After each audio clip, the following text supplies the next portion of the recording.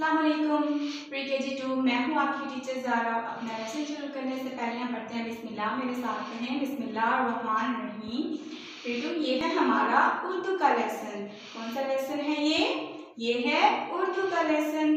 Urdu lesson में आज हम हर्फ पढ़ेंगे गाइन। ये है हर्फ गाइन।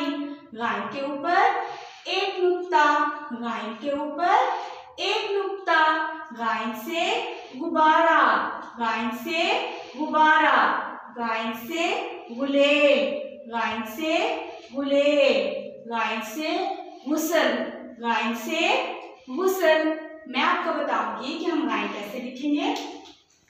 इस नुक्ते से शुरू करना है, एक छोटा सा ख बनाना है, नीचे लेके आना है, इसे गोल बनाना है,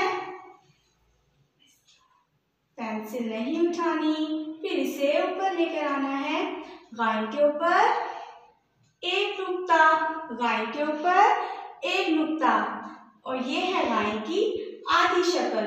मैं आपको बताऊंगी कि इसकी आधी शक्ल कैसे लिखेंगे। एक छोटा सा क बनाना है, ऊपर लेके जाना है, फिर इसको लाइन पर लेके आना है। गाइन के ऊपर एक नुक्ता, गाइन से गुब्बारा, गाइन से गुलेल, गाइन से गुसल। ओके प्री केजी 2, मैं अब आपको अगली वीडियो में अगले हर्फ के साथ मिलूंगी। तब तक के लिए अल्लाह हाफिज।